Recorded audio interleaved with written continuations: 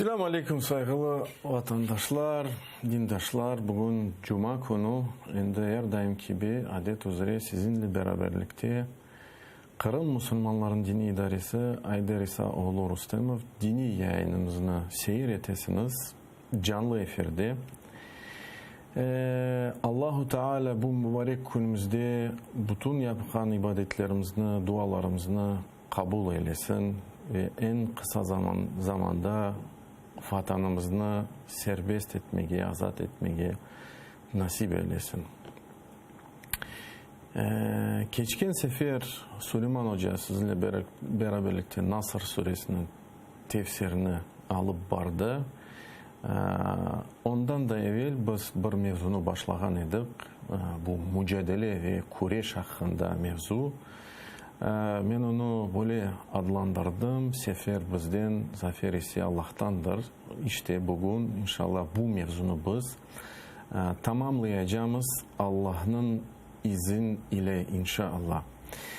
Hatırlatayım böyle kısa şekilde biz geçtik 8 sebep, 8 faktör.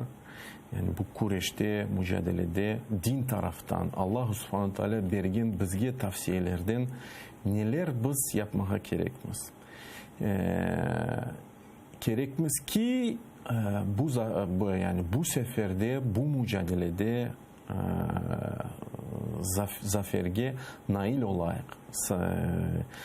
Ak etik Allah'ın karşında. Dedik ki iman birinciden elbette ki, dedik ki ihlas, sonra sabır ve bütün bu sebepler için biz deliller getirdik.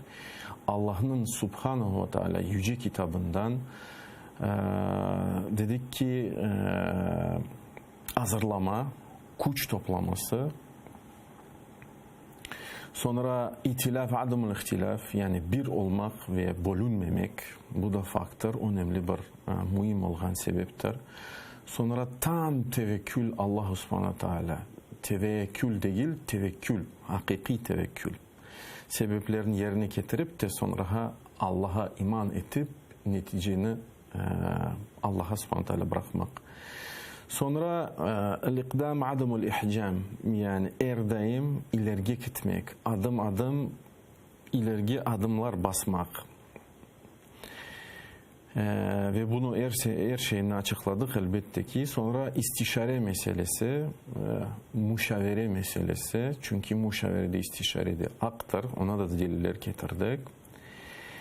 Ve bunda toxtadık. Şimdi bazı da şeyler kaldı, mühim olan şeylerini. İnşallah bugünkü yayınımızda bunu tamamlarız.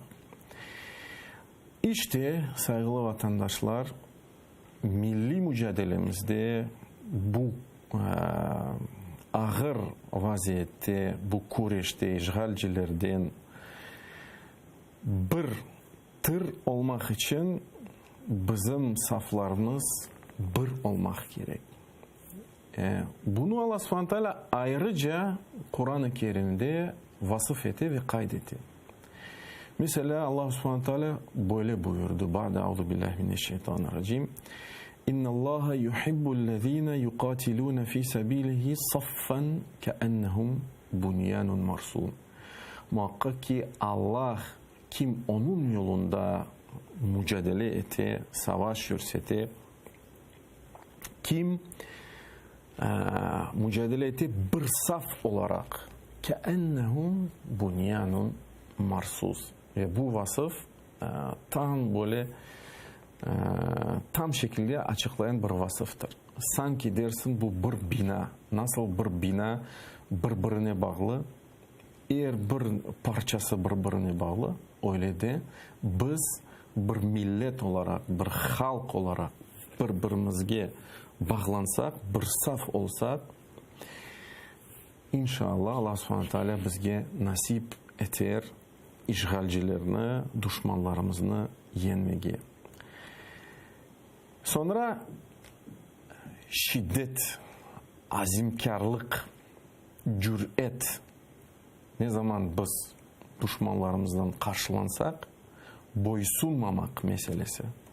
Ve Allah'a şükür göremiz ki bizim gençler kimni hapishaneye taşlamağa tırışalar. Yani duyduk ki haberlerde geçti. Tünevin 3 tane arkadaşımızını Eskender, Rustem ve Arsen'i tutukladılar ve attılar, itham edip. Allah subhanahu teala onlarına muhafaza eylesin. İşte görüyoruz ki halkımız her daim bir ola. Kelleler düşmanlardan, işgalcilerden hiç sakınmayıp tekbirler kıçıralar ve böyle de olmak gerekmez. İşte Allah subhanahu teala bu azimkarlık meselesini ayrıca kaydetti. Ayta ki Ya eyyühellezine amenu İzâ laqîtum fi'eten fesbutu. Ey iman etkenler, eğer siz bir düşmanlardan, yani şimdi bu ayette bizzat yani cenk bahsedili.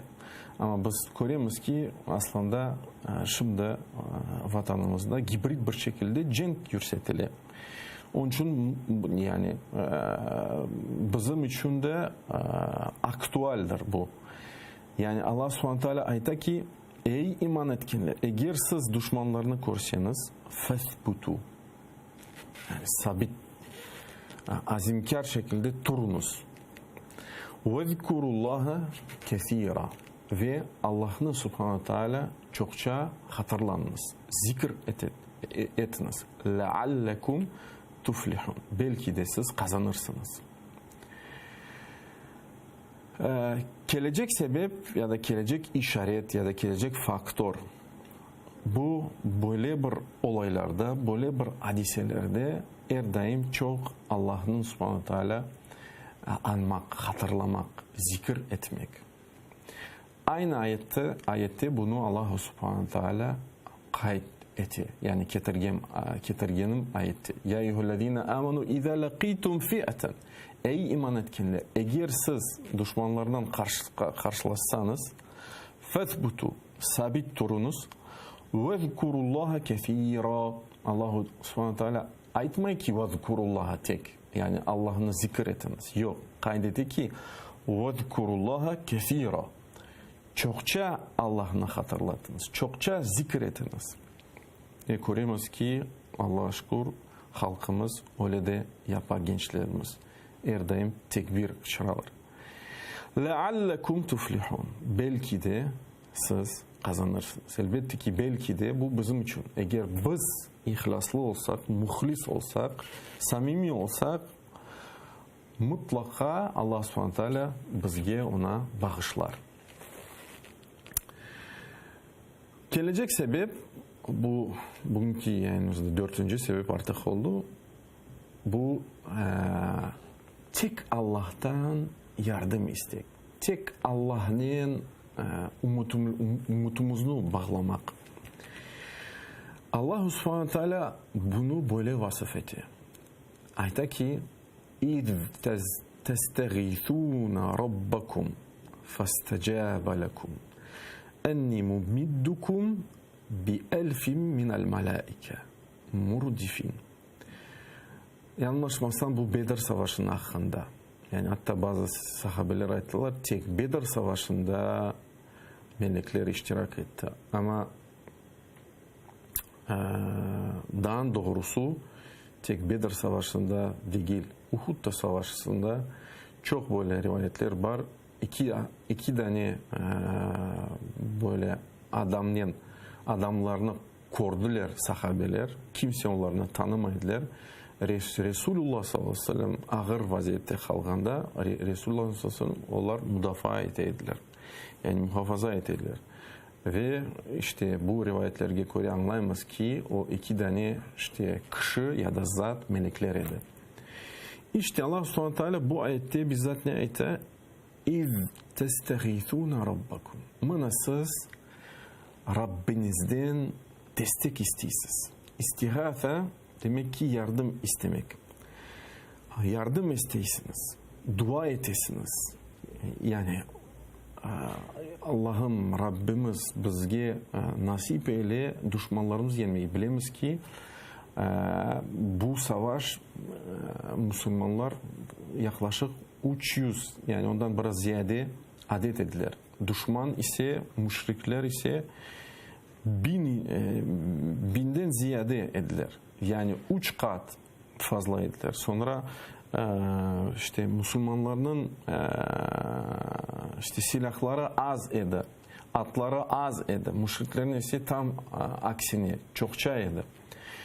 Onun için böyle maddi taraftan baksanız hiç musavi değil edilir. Onun için Resulullah ve sahabeler dua edip Allah'a yalvarıp ama sebeplerini bırakmayıp işte talep ettiler, dua ettiler. Fastacabe lekum ve Rabbiniz sizge cevap verdi. Enni mumiddukum muhakkak ki ben sizge yardım vereceğim. Ne şekilde? Bi elfin minel melaiketi murdifin. 1000 tane melek işaretli melekler sizin yanınızda olacaklar. Demek ki 4. sebep bu.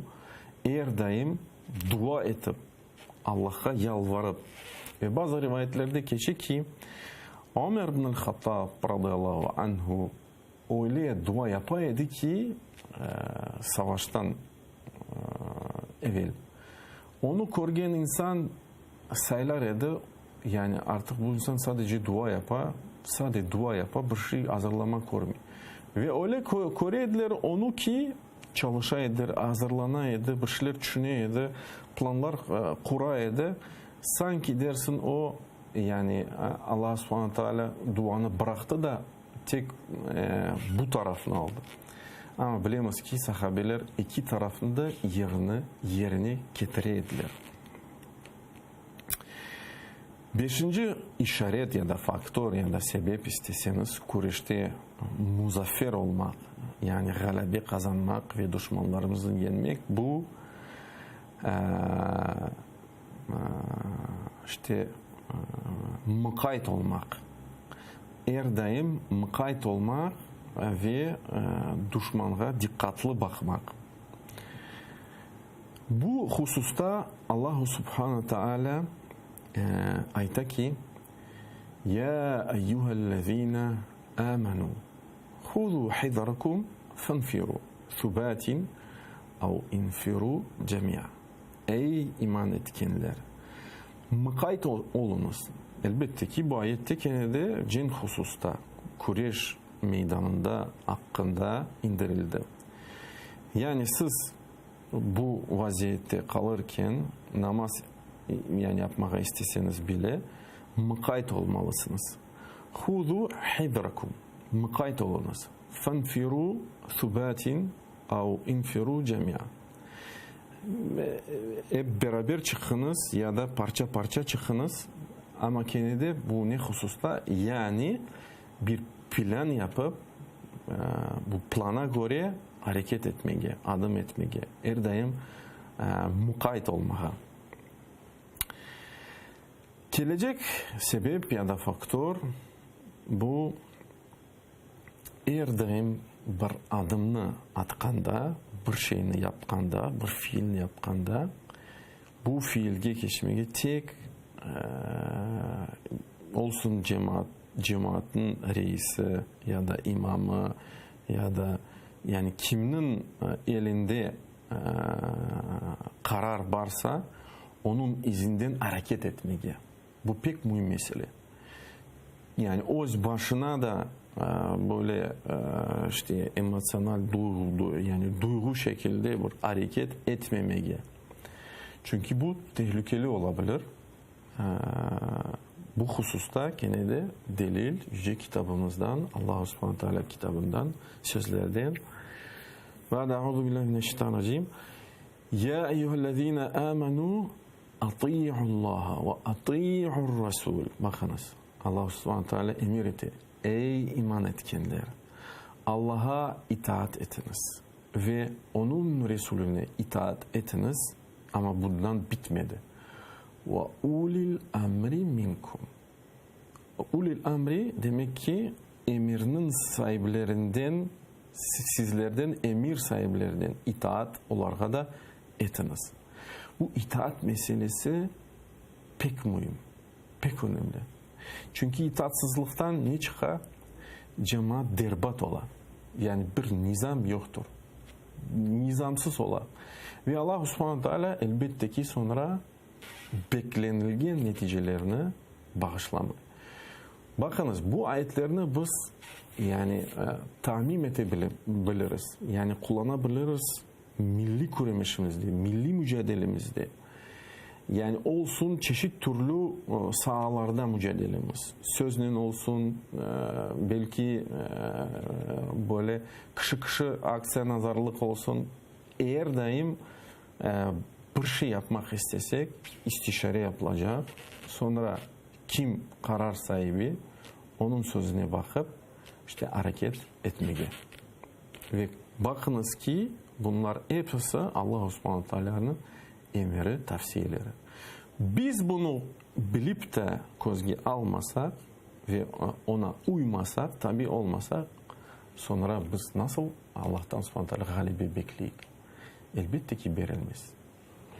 Ama biz itaat etsek de bu Allah subhanahu teala verilgen emirlerin yerine getirsek Allah subhanahu teala her daim bizge bu galibini bağışlar. Ya da başka ayette Allah subhanahu teala bu hususta ne ayta? وَإِذَا كَانُوا مَعَهُ عَلَى أَمْرٍ جَامِعٍ لَمْ يَذْهَبُوا حَتَّى يَسْتَأْذِنُوا. Sahabeler hakkında. Ve eğer onlar bir kararga gelip de yani müşavere istişare etip de bir karara gelip de lem yezhebu yani gitmezler. Yani peygamberini bırakmazlar. Hatta yesta'zinu. Yesta'zinu demek ki izin sormazdan evvel gitmezler. Yani hatta bile müşavere edildi, istişare edildi, bir kararlar alındı. Ama peygamberini sahabeler bırakmaz ediler. Ta ki ondan izin sorup da sonra gideydiler. 7. pek mühim olan sebep ya da faktör bu sırrını saklamak. Her daim konfidensyal olan malumatlarını, bilgilerini açıklamamak. Hususan kureş meydanda, mücadele meydanda, hususan bu işgal vaktinde.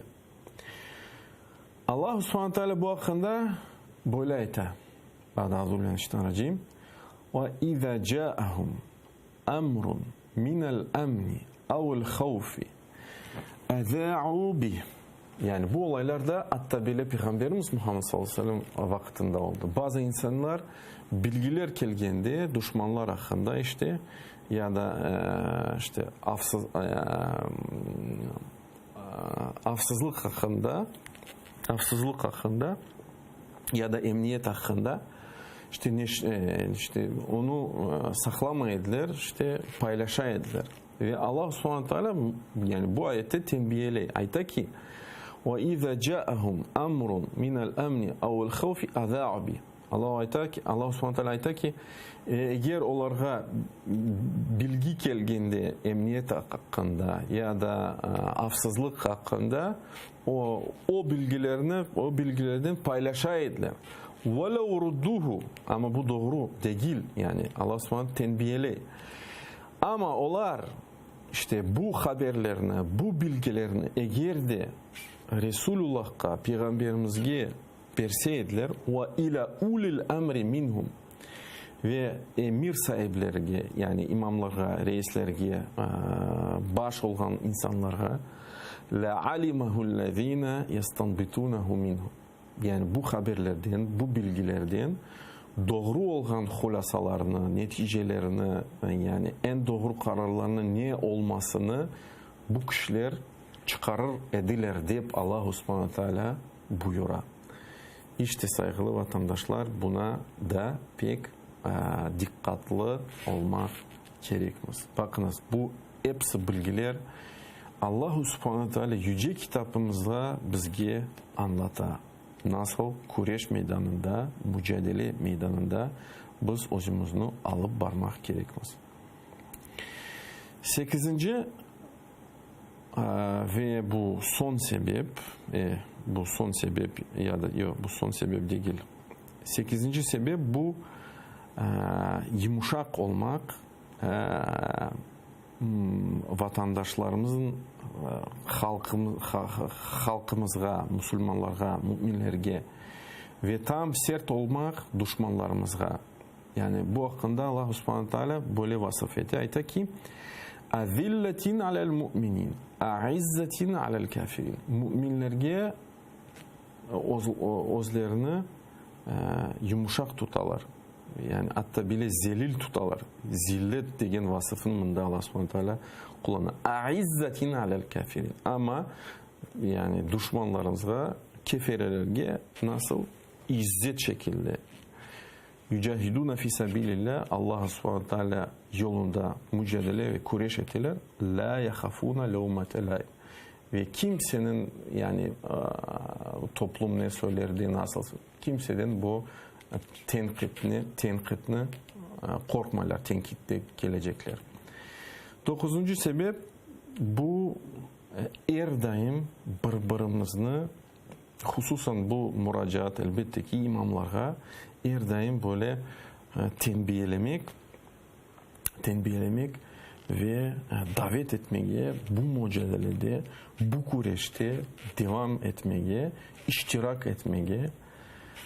Bu hususta Allah subhanahu wa ta'ala ayta ki ya eyyuhen nebiyyü harridil mu'minine alel qital. Elbette ki bu cenk hakkında biz şimdi cenke kimseni davet etmeyik yapmaya. Bilemiz ki bizim şimdi yolumuz bu cenksiz mücadele etmeye. Çünkü kuşumuz yoktur. Ve şimdiki zamanı zamanında bu aktüel mesele değil ama gene de işte mücadele sahası geniştir. Ve her daim biz kim olsa olsun yakınlar, akrabalar her daim birbirimizni davet etmek gerekmez, iştirak etmeye. 30. sebep ya da faktör bu münafık olan insanlarını işte onlara mukayyet olmaya, gözden bırakmamaya ve onlarını işte uzak tutmaya bu saflardan, bu mücadeleden, bu kureşten.